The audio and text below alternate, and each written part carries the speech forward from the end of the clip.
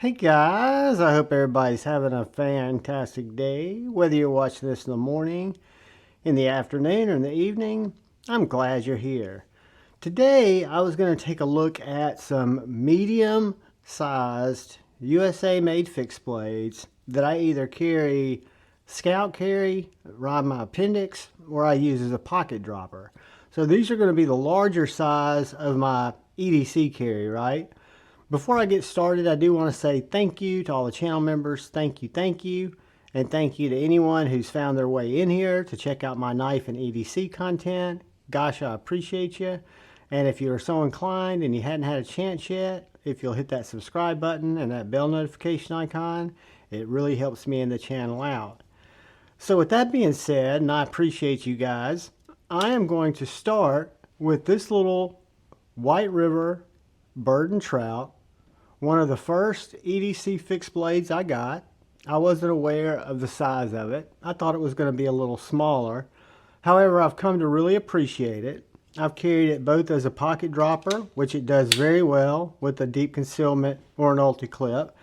But I kind of like to carry it scout carry either on my back or on my appendix. On my appendix, it does stick out a little bit further because it does have that longer handle. It is S35VN, and it's this contoured micarta. It is a very slicey game and trout, bird, cleaning, EDC, slicing, kind of whatever you need. Slicing the little knife. Kind of looks like a steak knife, for lack of a better term, and it works great as a steak knife. I can attest to that. But the White River Field and Game, or White River Small Game, is a great knife. You know, I like the smaller EDC fixed blades in general, but this one's going to come in at 7¼ inches with a 4¼ inch handle to the choil and about a 3-inch blade. So it's going to be right in that medium range, right? For a lot of you guys, it might be considered small, but for me, it's a medium. And this is going to be number 6. This isn't really one of the top 5s, but this is probably the first one I got. And the ergonomics on this handle are so good. Even though I don't carry it as much, that doesn't mean it's not a great knife. I haven't had a lot of uses for it in terms of my daily carry. But should I get back into dove hunting or fishing, that'll be a great knife to carry with me. Moving on from there, we come to our SE3, not just any SE3. This is the SE3, one of the first fixed blades I got, even before the White River. But this is made by Esee. This is the Rowan SE3, and it's the one that's in S35VN. Because since I'm not a hard use camper guy, I was looking for more of an EDC knife. However, I was just getting into fixed blades, and I didn't realize that this would be more of a hike / camp knife. Short little 3-inch blade, I think. Let's see. It is almost a 4-inch blade here. And we've got about 4 inches to right here. And then you do have that choil. So I look at this as kind of an EDC get it done knife. I carry it in this plastic, not Kydex sheath, but I carry it with an ulti-clip in my back pocket. It is a pocket full, but it's not something that's uncomfortable. It doesn't get in the way. It doesn't jab me in the back. I've also carried this with straps, but I think I prefer to carry it as a pocket dropper. It just seems to work better. And the SE3 is probably going to be the largest knife in this medium-sized knives. We'll have a little medium-large size video coming down the road, but this is the SE3. In S35VN, so more of an EDC stainless fixed blade than in one of the treated tool steel fixed blades, also thinner blade stock. But I really like this knife. It's a winner. I can recommend it. And moving on, we come to what I consider its little brother that's set up to carry scout style, and I carry this in my back, right? So I carry this knife on my back, just like so. And then when I pull it, I'm pulling it upside down because I've got it sitting like that. So I wear it with my belt going through there. I pull it out and just rotate it. It's a little bit smaller than the SE3. It's going to have, I think, about a 3.5 inch blade. Yeah, 3.5 inch blade. And if you look at that choil, you're looking at about 3.5 inches.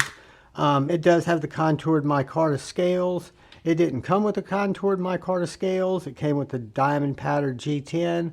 They were just a little aggressive on my hand, so I went ahead and I upgraded them to the micarta.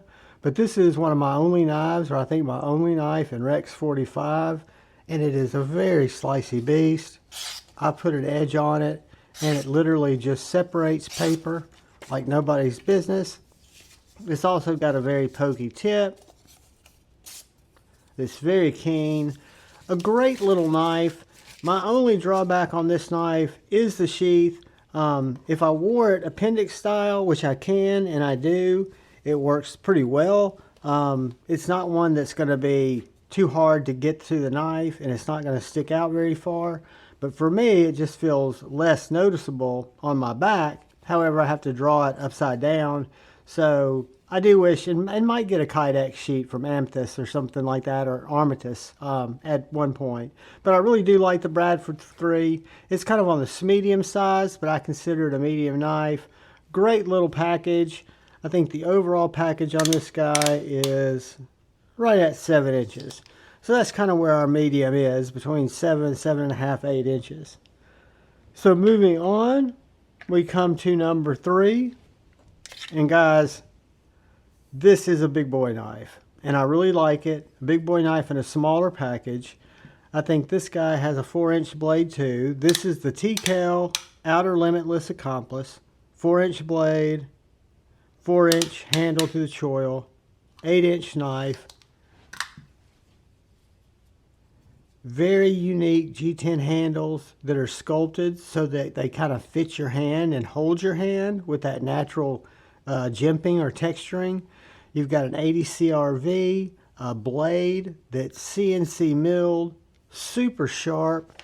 It is treated with a nickel boron coating, which gives it additional HRC, gives it additional weight or wear resistance.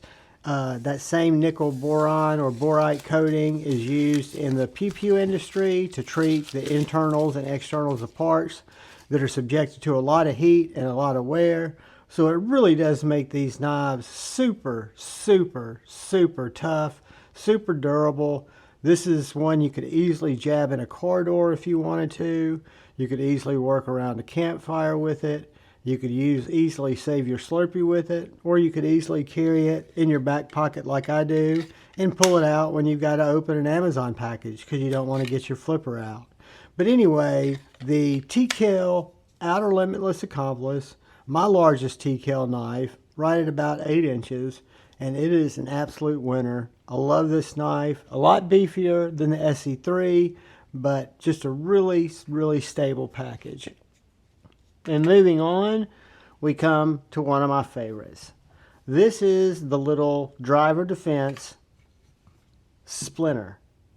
So Dustin Driver lives kind of close to me in Alabama, over the mountain, kind of by the lake, and he makes some of the nicest, most amazing folding knives and some slip joints and fixed blades that are just really to die for.